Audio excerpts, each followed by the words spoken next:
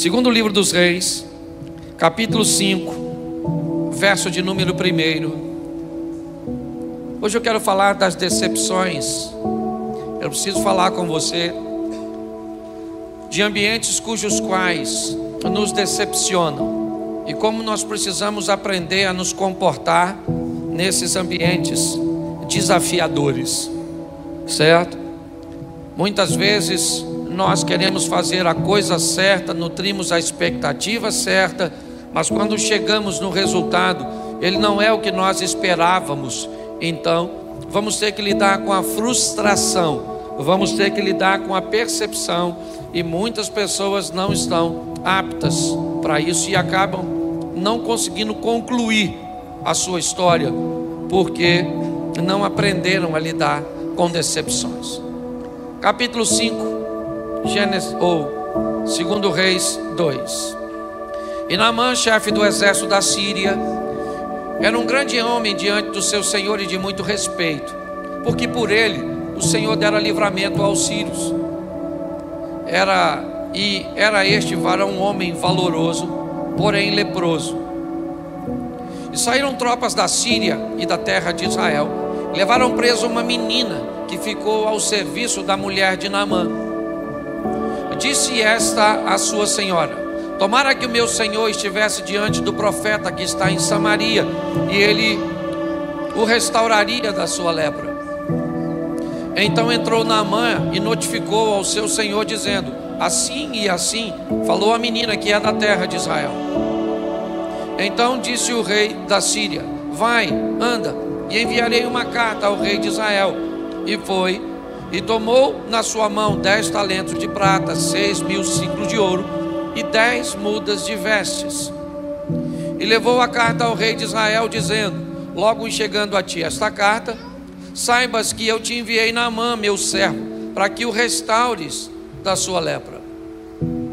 E sucedeu que, lendo o rei de Israel a carta, rasgou as suas vestes e disse: sou eu Deus para matar e para vivificar, para que este envie a mim, para que eu restaure um homem da sua lepra? Pelo que deveras notai, peço-vos, e vede que busca ocasião contra mim. Feche os seus olhos por um momento. Senhor nosso Deus e Pai, em nome de Jesus, eis aqui a tua palavra. Continua falando conosco. Usa-me como um canal de bênção nesta hora, pelo poder do nome de Jesus. Você pode dizer amém? Bom, nós vamos nos deparar com o primeiro texto, e ele fala da expectativa que este homem nutre ao receber a esperança de alcançar o que deseja. Naamã é um homem leproso, e na casa dele chega uma menina que traz uma notícia surpreendente. Para nós esse é o ano das surpresas. A notícia é uma notícia bem interessante, porque a menina começa a dizer coisas que Naamã nunca ouviu. Entra na casa dele informações muito estranhas para Naamã e para sua mulher. Uma informação que ele não conhece. Uma informação que diz que há possibilidade de cura de algo incurável. Há possibilidade de solução para algo insolúvel. O texto começa a dizer que esse camarada, apesar de ser alguém muito bem sucedido em alguma das áreas da vida, ele é alguém que conta com uma doença incurável, com uma situação degenerativa, que a cada dia que passa tem tendência a ficar pior. Ninguém pode ajudá-lo. Porém agora chega uma menina que diz para Naamã que se ele for até Samaria e encontrar com um profeta que está ali, esse profeta é alguém que pode fazer por ele o que ninguém pode. É uma informação, a princípio, apesar de extremamente esperançosa, ela está na boca de alguém bem improvável. Ela está na boca de uma menina que é estrangeira, há um distanciamento, não tem como verificar a informação, não dá para saber se é verdade, se não é, se a menina está querendo ganhar crédito com seus patrões, receber algum benefício. Por que é que uma menina que é levada escrava vai querer o bem daquele que a escravizou? Não faz muito sentido o que está acontecendo na casa de Naamã. Mas o que eu quero que você entenda é que ele era um doente. Então inevitavelmente havia nele o desejo de acreditar naquela informação. Porém, muito mais que o desejo de acreditar, havia um padrão que Naamã construiu na sua mente. Eu queria que você atentasse para o que disse a menina para ele ou para sua esposa.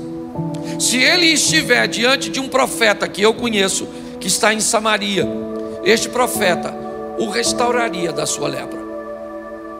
Naamã recebe o endereço certo, mas na hora de ir foi para o errado. A informação está corretinha. Vá ao profeta que está em Samaria, provavelmente em Dotã, onde residia Eliseu. Mas como ele é um oficial, como ele é um militar, ele segue a mentalidade. Ele então leva uma carta de seu rei para o rei de Israel com a seguinte mensagem: eu estou enviando o meu servo, um homem, respeitado por mim, e você cura ele da lepra. Quando Naamã entrega a carta, o rei de Israel se desespera, porque ele acha que aquele é o motivo para que a guerra torne a acontecer. Ele acha que é um motivo provocativo.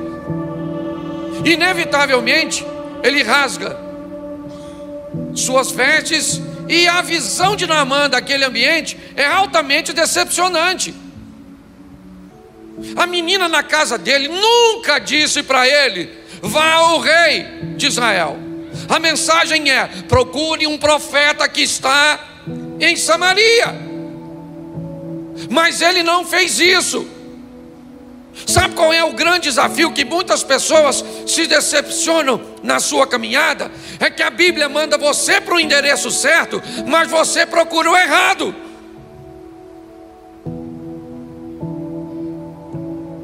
Muitas pessoas hoje se decepcionam, chegam aqui na igreja decepcionadas com lideranças, com relacionamentos, com experiências negativas, simplesmente porque posicionaram-se de forma errada. Deixa eu falar uma coisa para você. Por mais que sejamos um corpo, e somos, por mais que uma igreja seja uma bênção, e aprenda uma coisa: o relacionamento que mais te sustenta é o relacionamento que você mantém com Deus. A Bíblia manda você, Cláudio Omar, se relacionar com Deus. E 1000 cairão ao teu lado, 10.000 à tua direita, e você não vai ser atingido. A Bíblia manda você se relacionar, Juliana, com Deus, porque pode faltar todas as coisas, mas Ele vai te manter de pé. O grande problema é que muitas vezes estabelecemos conexões humanas fortes e conexões divinas fracas. Nós precisamos olhar isso e ter maturidade. Por quê? Porque quando ele começa a sofrer decepções, uma em cima da outra, ele espera que o rei o cure, e o rei não cura.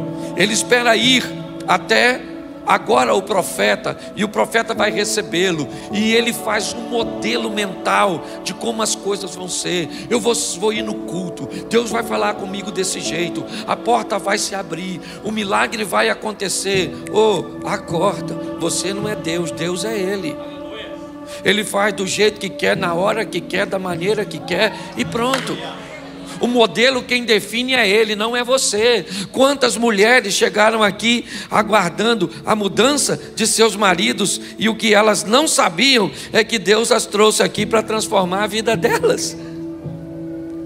Quantas pessoas vieram aqui para fazer uma campanha para a porta de emprego, e quando chegou aqui, o que Deus tinha preparado era salvação para a alma dessa pessoa. O grande problema é que quando você vai para o lugar errado, então deixa eu falar uma coisa para você. Aprenda uma coisa: Deus te mandou para cá, sim, mas para se relacionar em primeiro lugar com Ele.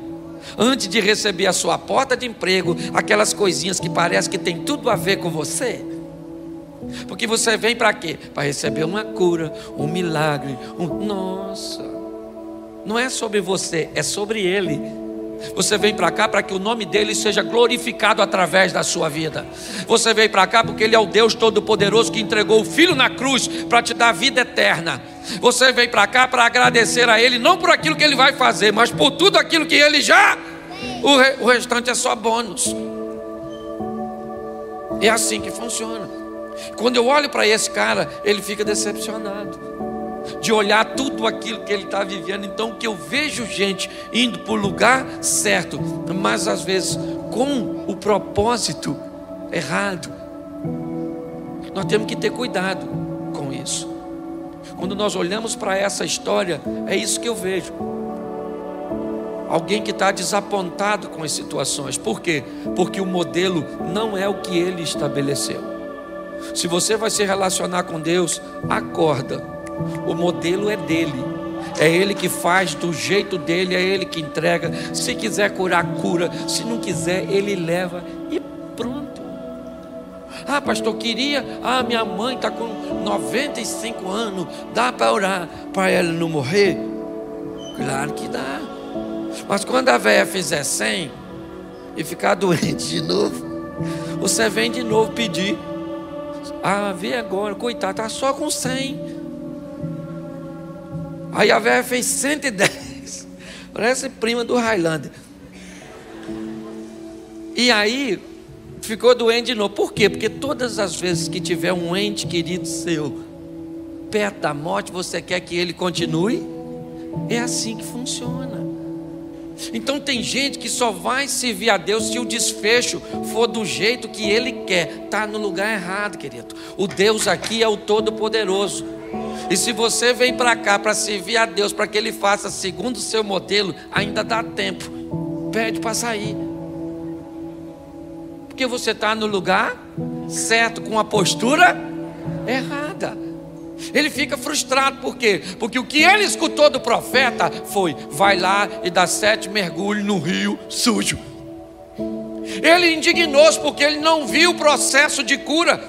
Ele não viu substâncias terapêuticas nas águas do rio. Mas Deus está querendo falar: Naamã, não tem a ver com a água do rio, tem a ver comigo e com você. Eu quero que você experimente o que você nunca experimentou. E para isso eu permiti que uma crise chegasse. Você tem que entender que a crise que você enfrenta não veio na sua vida para te destruir, ainda que ela possa fazê-lo. Mas a missão dela é mostrar para você, para o seu casamento, para o seu negócio, para seus filhos, para a sua família, certo? Que Deus está no controle de tudo, pode entrar na sua vida e mudar a sua história para sempre. É assim que funciona. Só que muitas vezes nós, como Naamã, não conseguimos enxergar. Eu vou falar para vocês, abrir meu coração. Meu iPad descarregou, eu estou tentando fazer isso com o meu celular, porque meu esposo está aqui. Mas se eu não fosse um crente que sou, diria que o diabo está me perturbando. Que tá, vou te falar, certo? Então presta atenção. Ele consegue alcançar, apesar da decepção. Ele fica curado. Posso ouvir um amém? Isso. Vou montar aqui, não vou citar o texto para a gente ganhar tempo no segundo culto, é mais fácil. A Bíblia conta a história de um homem que tem um filho endemoniado e que ele espera alcançar a cura em Jesus. Ele nutre todas as suas expectativas de ter um encontro com Jesus, e através de Jesus, seu filho vai ficar liberto daquela possessão demoníaca. Porém, o texto diz que quando ele chega no local que ele espera encontrar Jesus, Jesus não está, mas lá estão seus discípulos. Ele então entrega seu filho para seus discípulos. Olha bem, ele sai de casa para procurar Jesus. Imagina que vai encontrar Jesus num determinado lugar. Quando ele chega lá, Jesus não está, mas ele vê a maior parte dos discípulos de Jesus ali. Ele então resolve entregar seu menino endemoniado nas mãos dos discípulos, para que eles expulsassem o demônio. Não tem problema nenhum, desde que eles entendam que o que eles estão fazendo é encontrando com os discípulos de Jesus e não com ele. Isso me parece não ficar muito claro para aquele homem. Quando ele entrega seu filho aos discípulos, o que acontece? Os discípulos não conseguem expulsar o demônio. E agora a situação vai ficar bem difícil.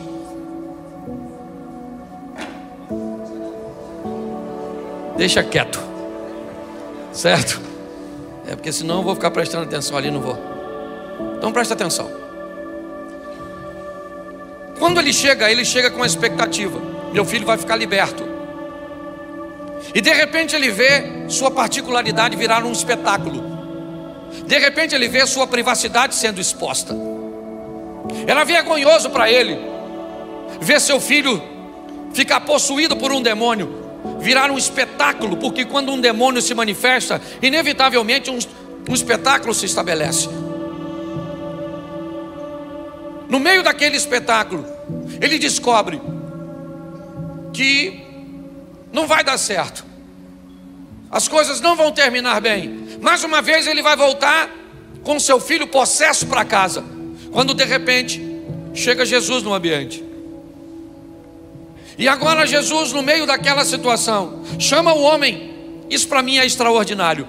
Eu vejo isso o tempo inteiro no meu gabinete, no bate-papo. Como é que as pessoas vêm de outros lugares com as experiências negativas? Agora aquele homem está diante de Jesus. Jesus pode fazer por ele o que ninguém pode fazer. Mas quando Jesus pergunta a ele se ele quer ver seu filho curado, se ele quer ver seu filho liberto, ele olha e diz: eu tenho um problema. Minhas experiências anteriores são tão ruins que eu estou com dificuldade de acreditar que o Senhor pode fazer alguma coisa. Minhas experiências são tão frustrantes, são tão decepcionantes. Eu estou tão decepcionado com líder evangélico, eu estou tão decepcionado com religião, eu estou tão decepcionado com casamento, eu estou tão decepcionado com política, eu estou tão decepcionado com tanta coisa, que eu já não estou conseguindo assimilar e gerenciar bem. E de repente ele olha para Jesus e diz: se o Senhor puder me ajudar, faça alguma coisa. Jesus olha para ele e diz: nós temos um problema. Se você consegue acreditar, apesar de todas as suas decepções, eu sou capaz de fazer. Não venha lidar comigo com as decepções de outras pessoas. Me parece que você está duvidando de mim porque você já foi em muitos lugares que não conseguiu resolver seu problema. E agora você me procura, marcado por decepções anteriores. Aprenda uma coisa: seus relacionamentos anteriores não vão definir o relacionamento que você mantém comigo. Se está decepcionadinho lá fora, aprenda a resolver suas emoções, porque quando vem para a minha presença, eu não sou homem para que minta, não sou filho do homem para que se arrependa. Se eu falar, eu faço. Hoje, o grande desafio da maior parte das pessoas é que as experiências que elas mantiveram lá atrás são tão ruins, sabe? Que elas agora, quando têm a oportunidade de viver um milagre, às vezes elas estão diante de seu milagre. É assim que acontece. Mas e agora? Como é que elas fazem? Como é que ela reage? Me parece que o passado vem à tona na mente delas, bloqueando a capacidade de viver o que tem. Eu não sei de onde você veio, eu não posso mudar seu passado. Não. Ah, pastor, eu me divorciei, eu fiz isso, eu fui aquilo. Seu passado não me incomoda. O que me incomoda é o que você planeja fazer de seu futuro. Isso sim. Eu não posso mudar, eu posso te influenciar a viver um estilo de vida extraordinário. Quando nós olhamos para esse ambiente, o que nós estamos vendo? Também naquele homem, inicialmente, ele sempre procurou o quê? O certo, a libertação de seu filho, sempre no lugar errado. Nós vemos isso o tempo inteiro na Bíblia e na vida das pessoas. Vamos mudar de texto, vamos para Jacó. O que ele queria? Ser grande. O que ele queria? Ser um vencedor. O que ele queria? Ser a bênção. O que ele tinha? A bênção. Antes dele nascer, Deus falou com a mãe dele: no seu ventre tem 2 nações, e o maior serve o menor. Quem é o maior? Esaú. Quem é o menor? Jacó. O que Deus disse? Ele já era grande antes de nascer. Mas por que ele lutava por uma grandeza? Porque ele achava que seu sucesso estava em comprar, em adquirir alguma coisa de seu irmão. Ele deseja a coisa certa, porém no lugar errado, da forma errada. E ele fica muito frustrado, porque o que ele planejava, segundo o modelo dele, era o quê? Era ser o líder de seu clã, era substituir talvez seu pai, o que para ele era algo extraordinário. Porém a maneira cuja qual ele tentou estabelecer, esse é que é o grande problema nosso. Nós queremos as coisas segundo o nosso modelo, e dizemos que o Senhor é o nosso Deus. Se Ele é o nosso Deus, as coisas vão ser de acordo com o modelo que Ele estabeleceu e pronto. Se você gosta ou não, isso não muda. O grande desafio nosso é ter que lidar com esse ambiente de desconforto, de decepção que muitas vezes enfrentamos.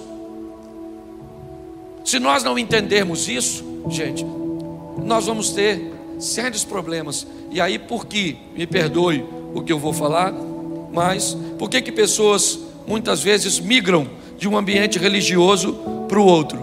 Porque é mais fácil mudar de igreja do que mudar de postura. Porque é mais fácil mudar de igreja do que corrigir comportamento. Quando nós olhamos, nós vemos o quê? Ambientes decepcionantes. Seja ele no coração, a de Naamã, seja ele agora no coração deste homem que vai lidar com Deus dessa forma. Quando nós olhamos para a historinha do homem que está no tanque de Betesda, o que vemos? A mesma coisa. O que ele está? Decepcionado com as pessoas. Ele está ali há tanto tempo paralisado, não consegue chegar numa água que supostamente se movimenta trazendo cura. O que ele quer? Chegar lá. Para quê? Para ficar curado. E o que ele tem agora? A cura diante dele. E o que acontece? Ele não consegue lidar bem com esse momento. De repente Jesus está diante dele, fazendo a pergunta que ele mais gostaria de ouvir: você quer ficar curado? Ele disse: ninguém me leva lá não. Lá onde, cara? Eu estou perguntando se você quer ficar curado. Ele disse: mas ninguém me leva lá. Eu estou sempre aqui negligenciado pelas pessoas que não observam a minha dor, que não observam a minha solidão, que não observam a minha necessidade. Eu estou sempre aqui vivendo isso. Eu estou cansado de tudo isso. Jesus está perguntando: eu não quero saber de suas decepções anteriores. Eu quero saber se você quer a oportunidade de mudar a sua vida. Preste atenção, passado é passado. E aqui todo mundo tem passado duro. Aqui tem gente que foi traído, tem gente que foi abandonado, tem gente que foi esquecido, tem gente que foi adotado. Aqui tem gente de todos os tipos. Todo mundo aqui tem passado e ele não é fácil para ninguém. A minha pergunta é: o que você quer de futuro? O que você planeja para o seu amanhã? Essa é a minha pergunta. Nós precisamos tomar um posicionamento diante de Deus. Por quê? Porque estamos numa oportunidade. É isso. O que Deus está nos dando, eu tenho falado o tempo inteiro. Oportunidade, está lá. 2 ofertas, já foi falado aqui pelo Smith. 2 ofertas, 2. Por quê? Porque tem 2 pessoas fazendo, e uma tem um resultado, outra tem outro. A Bíblia o tempo inteiro está falando isso. Tem 2 mulheres moabitas que podem ir para Belém para mudar a sua vida. Uma vai e a outra não. Por quê? Porque uma quer e outra não quer. Tem 2 mulheres tendo filhos. Uma cuida do filho, outra deita sobre o filho e mata o menino sufocado.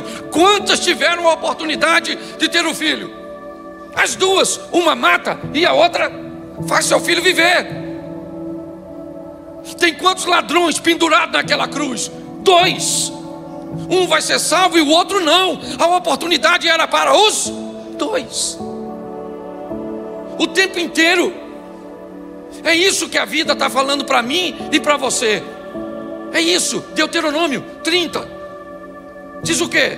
Em verdade, hoje tenho posto diante de vós vida e morte, bênção e maldição, e eu aconselho a vocês a viver a vida, para que viva tu e a tua descendência. Opções. O problema é que a opção vitoriosa, ela requer protocolos, posicionamentos, ela requer postura, que muitas vezes nós não estamos dispostos. A verdade é essa. Olha bem, Saul e Davi, ou melhor, Jacó e Davi estão diante da mesma situação. O que eles têm? A proposta de serem grandes. Quem é o impedimento de Jacó? Esaú. Quem é o impedimento de Davi? Saul.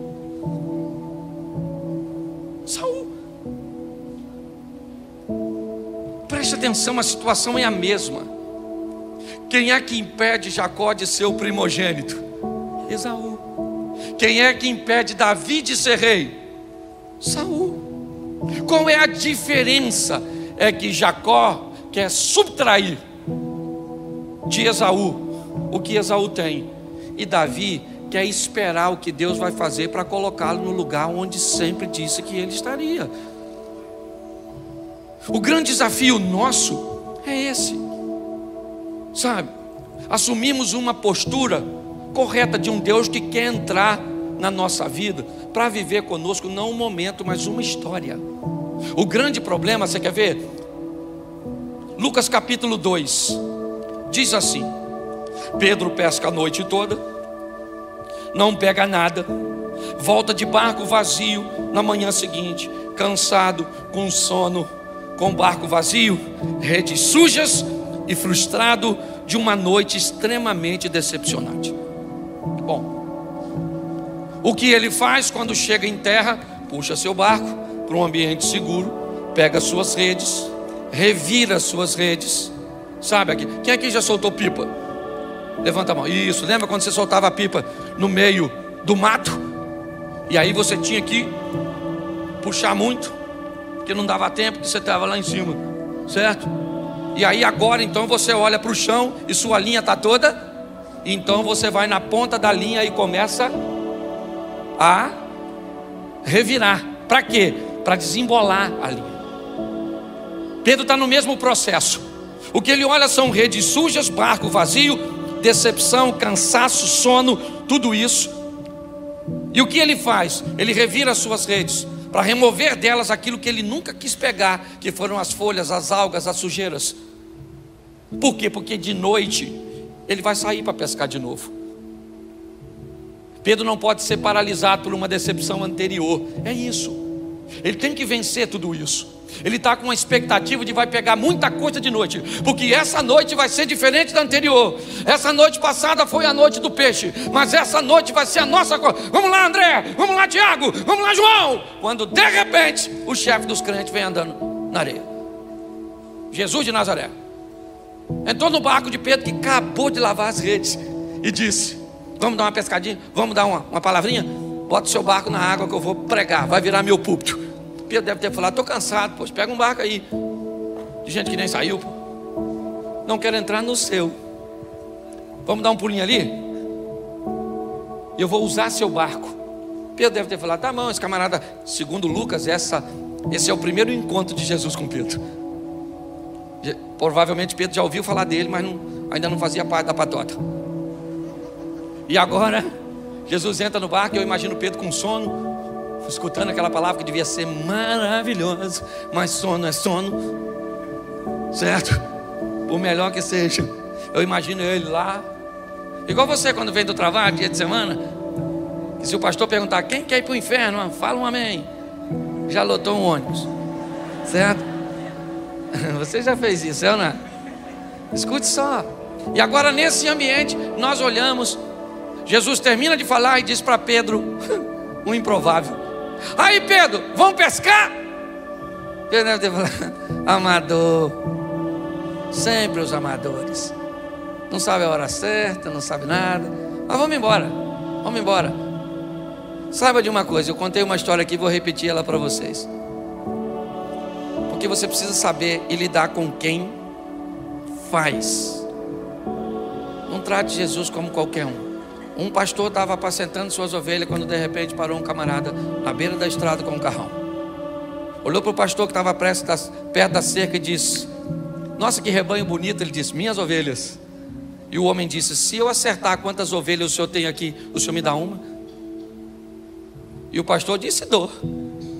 Ele abriu um dispositivo, acionou um satélite, tirou uma fotografia, fez uma barra de cálculo e disse para o pastor: tem 1.343 ovelhas no seu rebanho. O pastor falou: caramba, é isso mesmo. Ele disse: então posso pegar uma das ovelhas? Ele disse: claro. Pegou uma ovelha e botou no carro. Aí o pastor falou: posso te fazer uma pergunta? Ele disse: pode. Se eu acertar com a sua profissão, você me devolve a minha ovelha? E o camarada falou: devolvo. Ele disse: o senhor é consultor? Ele disse: sou consultor. Como é que você sabe? Primeiro, você chegou aqui sem eu te chamar. Segundo, você me cobrou para me dar uma resposta que eu já sabia. E terceiro, o senhor não sabe nada do meu negócio. Me devolve meu cachorro. Certo? Porque nem a diferença entre o cachorro e uma ovelha você sabe. Aprende. Se você vai trazer alguém para a sua vida, traga alguém que vai fazer a diferença. Me perdoa os consultores aí, é só uma brincadeira, tá bom? Estou só brincando, vocês sabem que eu sou, ok? Mas observe bem: se você vai introduzir alguém na sua vida, introduza alguém que sabe o que está fazendo. De repente Jesus diz para Pedro que está decepcionado, mas que vai pescar. Ele não desistiu da pescaria não, gente. Ele vai pescar de novo porque ele quer peixe. É do peixe que ele vive, come também, isso aí. Isso, tem um pregador comigo aqui. Ele me abordou no restaurante, veio me dar um abraço. Falei: quem é você? Ele falou: sou sua ovelha. Olha só, então entenda bem. Quando nós olhamos para esse ambiente, o que nós vemos agora? Jesus está diante dele e diz: vamos pescar. Pedro falou: vamos embora, cara. Vamos embora, estamos dentro, já estamos aqui mesmo. Esse horário não dá nada, mas vamos embora. Ele queria peixe, sim ou não? Ele queria peixe, sim ou não? Mas Jesus queria pregar a palavra para uma multidão, sim ou não? E Pedro queria peixe para quem? Para ele. E Jesus queria falar para uma, e Pedro queria para, e Jesus queria para uma, e Pedro queria para, e Jesus queria para uma, e Pedro queria para. É só para você olhar para você, que Pedro, você e eu, não tem muita diferença. A diferença está nele. Ele sempre pensa no coletivo e você sempre pensa no individual. Na maior parte do tempo é o seu casamento, o seu dinheiro, a sua saúde, a sua família, os seus bens. É sempre sobre você. Ele é sempre o reino, o povo, a igreja. É sempre sobre o coletivo. Não que não há impedimento nenhum no enriquecimento e no engrandecimento individual, mas o chefe disso tudo, ele está numa visão macro, mano. Então, se tu quer mudar de vida, pare de pensar em tu e pense no reino. Que quando você pensa e trabalha para o reino, tu é abençoado. Jesus está lá: me empresta seu barco para eu falar para a multidão. E Pedro está pensando: eu tenho que pegar uns peixes para mim. E Jesus fala: mas eu preciso pegar umas almas para o reino. E Pedro: mas barco vazio, poxa. Rei de sul, estou cansado, vou dormir. Mas no final Jesus sabia que ele queria. Falou para ele: vamos dar uma pescadinha. Pedro falou: vou falar uma coisa para o senhor, acabei de lavar a rede agora. Estou cansado para caramba. E se eu não peguei nada de noite, não vai ser agora que eu vou pegar. Mas beleza, o senhor está aqui mesmo, não custa nada, o senhor prega pra caramba. Gostei de ouvir sua palavra. De repente vou fazer até alguns passeios turísticos agora, pela fama que o senhor está. Certo? Vamos embora, vamos dar uma pescadinha. Jesus falou: só uma redinha só pra gente pegar um lambarizinho. Joga aí do lado. Pedro jogou num lugar improvável. Só tinha ido pro fundo mais um pouquinho, né? Estava muito pertinho. E aí quando Pedro começa a puxar a rede, ela está pesada. Pedro deve ter pensado: agarrou de novo. Já falei que não era para jogar, que esse troço acabou de agarrar aqui agora. Eu já vou ter que pular aqui dentro para soltar a rede. De repente ele começa a ver que naquele ambiente pesado existe movimento, porque quem pesca é assim, segurou, é só ficar quietinho e ter sensibilidade que o peixe come. Ele falou: tem peixe. Eu imagino Jesus. Vamos puxar. Puxa, maluco. Puxa. E Pedro tenta puxar. Quando ele tenta puxar, não vem. E aí ele começa a gritar aos outros amigos que estão no outro barco. Ele diz: rapaziada, dá um pulinho aqui. Pensa, subiando.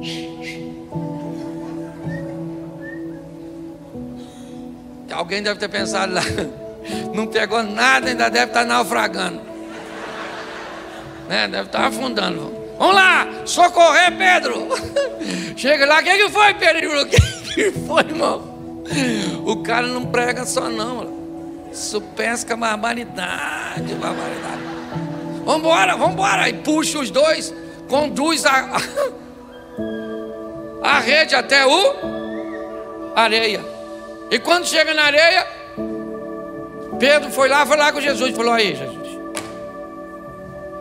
beleza, o senhor precisava do meu barco para pregar, eu precisava do senhor para pegar os peixes, beleza? Tá, não sei nem se eu tenho freezer para isso tudo que peguei, mas vamos embora, vamos tentar negociar isso. Pode ir embora, porque eu já tenho o que eu... É isso aí, querido. Isso é o crente. Faz uma campanha, recebeu a cura. Senhor, até a próxima doença.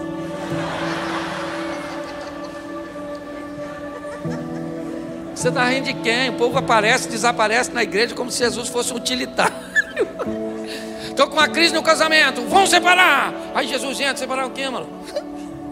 Não tem um homem melhor que esse, é isso aí mesmo, mano. Convence você de que ele é ruim, mas é seu, certo? Às vezes essa é a função às vezes a função do Espírito é não melhorar seu marido. Não, é tornar a senhora melhor, para suportar essa carga que a senhora pegou, certo? Aí melhorou. Sabe o que a pessoa faz? Vai embora. E a gente continua por aqui, né? Porque a gente não pode ir embora. Estamos igual Pedro: para quem iremos nós, se só o Senhor tem palavra de vida eterna? Então tem gente que vem aqui, pega a bênção e vai embora. E o Satanás continua onde está, certo? Aí ataca de novo, aí vem a pessoa: pastor, numa luta. Fala, Conor McGregor. Isso, é MMA, de luta em luta. O que foi? Mas você não estava aqui? Pois é, eu estava, mas aí melhorou as coisas. Como melhorou, nós temos que ir embora para viver. E agora estamos sofrendo de novo. E tem gente que é assim. Por isso que tem gente que não pode ficar sem luta. Não pode. Tem gente que a vida não é vida, é um octogonal. Todo dia sobe um desafiante querendo roubar seu cinturão. E é assim que funciona. Pedro falou para Jesus: aí, Jesus, valeu, pode ir embora. O senhor pesca pra caramba. Nossa, vamos falar até que é história de pescador. Aí Jesus falou: Pedro, nós temos um impasse. Eu não entrei na sua vida para viver com você um momento. Eu entrei na sua vida para mudar a sua história para sempre. Essa redinha que você está usando, Pedro, agora a partir de hoje é só hobby. Até porque Pedro vai pescar de novo, é só você continuar lendo as escrituras. Mas a partir de hoje, Pedro, você anda comigo e vai ser pescador de homem. Pare para pensar. Seria muito legal se fosse sobre nós, mas não é. Tem dia que nós vamos para casa não querendo voltar para a igreja. Tem gente que a gente ouve, tem dia que a gente ouve histórias de membros da igreja que a gente gostaria de deixar tudo e seguir a minha vida, meu casamento com minha mulher, viajar. Mas não é sobre mim nem sobre ela, é sobre o reino. Tem dia que você está cansado, eu sei disso, mas tem algo maior que você. Você tem que vencer essas decepções da sua vida. E para isso você tem que ir para o lugar certo. Para onde? Para o altar. É para Deus, é Ele. O que você está sofrendo hoje? Está difícil de carregar? Vai lá. E Ele fala: vinde a mim. O que Ele falou? Vai para onde? Isso, vai lá no pastor Cláudio. Vai lá no psicanalista. Vai lá no agiota. Vai lá. Não, ele disse: vinde a mim, você que está cansado e sobrecarregado, eu vou fazer um negócio contigo. Você me dá esse fardo pesado seu e eu vou te dar um leve. Beleza, esse leve eu vou embora. Mas fique tranquilo, não vai para longe não, que você vai botar peso nisso. E já está pesado de novo. Aí você volta aqui e troca comigo de novo. E nós vamos ficar nesse relacionamento, porque é assim que funciona. Sem Deus nós não podemos fazer nada. Eu não sei o que você precisa, mas se tem uma coisa que você precisa, é se conscientizar. É assim que funciona. Não era nada disso que eu ia pregar. Que fique claro, estava tudo ali. Eu vou ver se eu consigo mudar alguma coisa para o segundo culto. Mas eu acho que eu estou pregando para mim mesmo, para dizer: Cláudio. Não se decepcione com o seu smartphone.